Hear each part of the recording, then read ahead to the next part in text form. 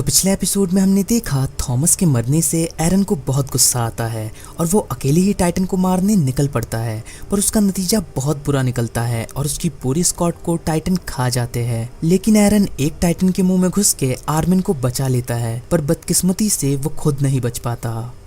अब आगे तो पहले सीन में हमें दिखाया जाता है कोनी आर्मिन को होश में लाने की कोशिश करता है, पर आर्मिन उस सदमे से बाहर नहीं आ पाता और जोर से चीखने लगता है। पर जैसे तैसे कोनी उसे शांत करके पूछता है तुम्हारी स्क्वाड कहाँ पर है, लेकिन आर्मिन की तरफ से कोई जवाब ना मिलने पर यमीर कहती है कि सब मर गए होंगे। तो इस बात से कोनी गुस्से से यमीर को कहता है तुम चुप रहो, आर्मिन ने अभी ऐसा कुछ भी नहीं कहा, और अगर ऐसा होता भी तो आर्मिन भी नहीं बचता। तो यमीर कहती है कि शायद इसकी किस्मत अच्छी थी कि ये निकम्मा बच गया। पर यमीर की इन बातों से कोनी बहुत ही ज्यादा गुस्सा होने लगता है, पर क्रिस्टा आकर माहौल को संभालने लगती है कि तुम यमीर की बातों पर ध्यान मत दो, ऐसे माहौल में किसी का भी दिमाग खराब हो जाएगा।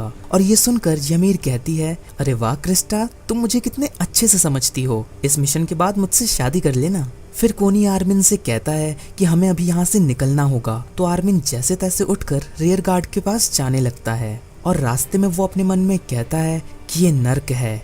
हालांकि इसमें कोई नई बात नहीं है, इस दुनिया में हमेशा ताकतवर कमजोरों का शिकार करते हैं। मैं भी एरन और मिकासा की तरह ताकतवर बनना चाहता था, पर उनके लिए तो मैं बस एक कमजोर शख्स हूँ जिसे उन्हें हर बार बचाना पड़ता है। और आज भी सिर्फ मेरी ही वजह से मुझे ही बचाते बचाते एरन मर गया। और ये सोचते सोचते वो एक दीवार से जा टकराता है और नीचे गिरकर रोने लगता है। पर तभी उसे एक आवाज आती है और उसकी नजर दो सैनिकों पर जाती है, जिसमें वो लड़की अपने प्यार को बचाने की पूरी कोशिश करती है। पर आर्मिन कहता है वो मर चुका है, यहाँ खतरा है, चलो यहाँ से। लेकिन वो लड़की कहती है मैं इसे छोड़कर कहीं नहीं जाऊंगी। फिर हमें एक दूसरा सीन दिखाया जाता है जिसमें एक बहुत अमीर आदमी अपने 2-4 बॉडीगार्ड लेकर गेट का रास्ता रोक के रखता है। उसका सामान इतना ज्यादा होता है कि वो गेट के पार जा ही नहीं पाता और इसी कारण सभी लोग उसकी वजह से फंसे रहते हैं। और वो आदमी कहता है कि ये जो सामान है वो तुम लोगों की जिंदगियों से भी ज्यादा कीमती है, तो मेरी मदद करो वरना वैसे भी मरोगे। और उनमें से कुछ लोग एक सैनिक को आगे धकेल कर कहते हैं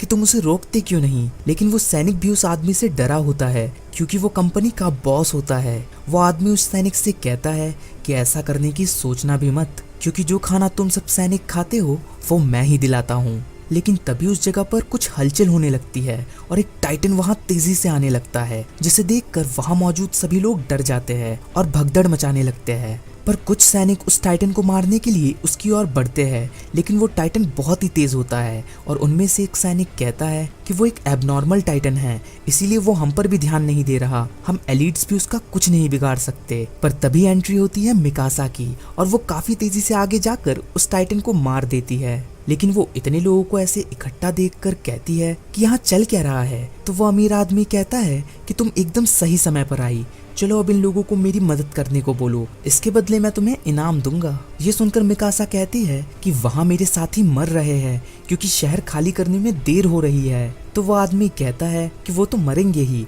आखिर तुम सबकी यही तो ड्यूटी है, सिटीजन्स और उनके सामान की हिफाजत करना। वैसे भी अब 100 सालों बाद जाके तुम आलसियों के काम करने की बारी आई है। इस बात से मिकासा बहुत गुस्सा हो जाती है और वो उस आदमी की तरफ बढ़ते हुए कहती है मेरी ड्यूटी है सिटीजन्स की रक्षा करना, और उसके लिए अगर मुझे 2-4 लोगों को मारना भी पड़ जाए तो मुझे ऐतराज नहीं है। ये सुनकर वो आदमी कहता है तुम्हारी ये हिम्मत, तुम शायद ना जानती हो पर तुम्हारा बॉस मेरा बहुत अच्छा दोस्त है, मैं उससे कहकर तुम्हारी ऐसी की तैसी करवा सकता हूँ। पर तभी मिकासा उसके 2 आदमियों को मारकर कहती है कि आखिर एक मुर्दा कैसे मेरी ऐसी की तैसी करवाएगा। और इस बात से डरकर वो आदमी अपने सामान को वहाँ से हटवा देता है, जिसके बाद सभी लोग गेट से जाने लगते हैं और एक बच्ची मिकासा से कहती है शुक्रिया दीदी, आपने हमें बचा लिया। और ये सुनकर मिकासा उसे सैल्यूट करती है। फिर थोड़ी देर बाद मिकासा की टीम का कैप्टन उससे कहता है कि तुमने बहुत ही बढ़िया काम किया, आखिर इतने सालों से तुम थी कहाँ। और ये सुनकर मिकासा एक फ्लैशबैक में चली जाती है जिसमें वो अपने परिवार के साथ होती है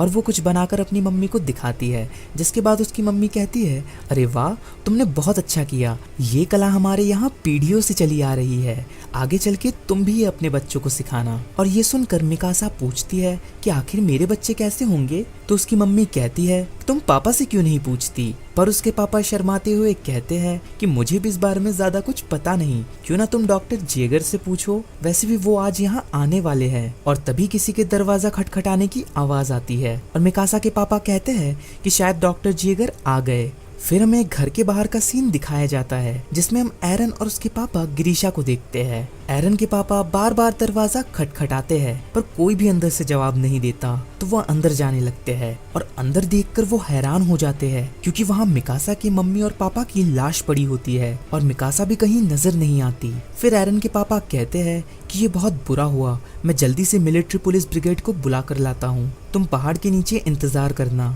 फिर हमें एक दूसरा सीन दिखाया जाता है जिसमें एक घर पे कुछ लोग मिकासा को बांध कर रखते हैं। वो आपस में बात करने लगते हैं कि क्या इस बच्ची की कोई कीमत मिलेगी। तो उनमें से एक आदमी दूसरे पे भड़कने लगता है कि तुम्हें उसकी माँ को आखिर किसने मारने कहा था, असली खजाना तो वो थी। और ये सुनकर मिकासा थोड़ी देर पहले हुए हादसे को याद करने लगती है जिसमें उसके पापा दरवाजा खोलते हैं ये सोचकर कि बाहर डॉक्टर जेगर होंगे, पर वहाँ कोई अनजान 3 लोग होते हैं जो सबसे पहले उसके पापा को मार देते हैं। और ये देखकर उसकी मम्मी टेबल पे रखा एक बड़ा सिजर उठाकर उन लोगों को मारने के लिए बढ़ती है। उसकी मम्मी उन लोगों को रोकते हुए मिकासा से कहती है, मिकासा यहाँ से भाग जाओ, पर वो आदमी एक कुल्हाड़ी से उसकी मम्मी को भी मार देता है, जिससे एक दूसरा आदमी उस पे चिल्लाते हुए कहता है कि सिर्फ बाप को मारना था। तो वो पहला आदमी कहता है कि वो मुझे मारने वाली थी, और ये सुनकर वो दूसरा आदमी कहता है चलो बहाने मत बनाओ और जल्दी उस लड़की को पकड़ो। और इसी के साथ मिकासा उस हादसे को याद करके होश में आती है।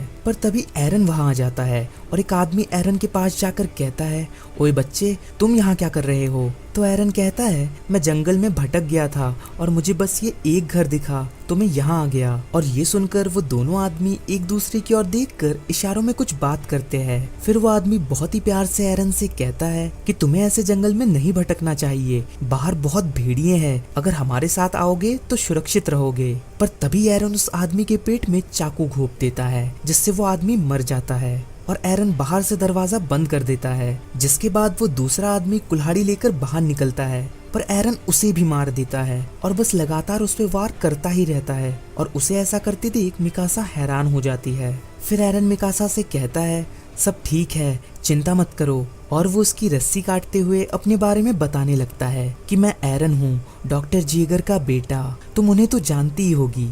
पर तभी मिकासा कहती है कि एक तीसरा आदमी भी था, और उसी वक्त वो तीसरा आदमी आ भी जाता है और वो एरन को पकड़कर उसका गला दबाते हुए कहता है कि ये सब तुमने किया लड़के, अब तुम मरने वाले हो। लेकिन एरन मिकासा से कहने लगता है, लड़ो, खुद की जान बचाने के लिए लड़ो, अगर हार गई तो मारी जाओगी, पर अगर जीत गई तो जियोगी। और ये सुनकर मिकासा वहाँ पास रखा चाकू हाथ में उठा तो लेती है, पर वो कांपने लगती है और अंदर ही अंदर कहती है मुझसे नहीं हो पाएगा। लेकिन तभी उसे याद आता है कि ये तो मैं हमेशा से देखती आई हूँ, बस मैंने कभी ध्यान नहीं दिया। और वो कीड़े मकोड़े जानवरों के मरने के बारे में याद करने लगती है और खुद से कहती है कि ये दुनिया बेरहम है। और ऐसा कहकर वो तेजी से उस आदमी की ओर बढ़कर उसे मार देती है। फिर थोड़ी देर बाद मिलिट्री पुलिस ब्रिगेड आती है और वो भी उन आदमियों को इतनी बुरी तरह से मरा देख सोच में पड़ जाते हैं कि क्या ये सच में उन 2 बच्चों ने किया। फिर एरन के पापा एरन को बहुत डांटने लगते हैं कि मैंने तुम्हें पहाड़ के नीचे रहने को कहा था, वो तो तुम्हारी किस्मत अच्छी थी जो तुम बच गए। तो एरन कहता है कि अगर मिलिट्री पुलिस ब्रिगेड के आने का इंतजार करते तो वो कब के भाग जाते, मैं बस उसे वक्त रहते बचाना चाहता था। फिर मिकासा कहती है, डॉक्टर जेगर मैं अब कहाँ जाऊंगी, बहुत ठंड है और अब मेरा कहीं भी घर नहीं है। तभी एरन मिकासा के पास आता है और अपना स्कार्फ उसे पहनाकर कहता है, क्या अब ठीक है। जिसके बाद एरन के पापा मिकासा से कहते हैं कि क्या तुम हमारे साथ रहना चाहोगी। और ये सुनकर वो सोच में पड़ जाती है, पर एरन उसका हाथ पकड़कर कहता है, अब चलो भी अपने घर, जिससे मिकासा इमोशनल हो जाती है। और इसी तरह वो अपने फ्लैशबैक से बाहर निकलती है। सभी सिटीजन्स गेट से होते हुए अंदर चले जाते हैं, इसीलिए वो गेट बंद करने लगते हैं। और मिकासा का कैप्टन उससे कहता है कि हमारा काम खत्म हुआ, चलो अब दीवार पर चढ़ जाओ। पर मिकासा कहती है, मैं वैनगार्ड को लौटने में मदद करूंगी, और वो वहां से चली जाती है।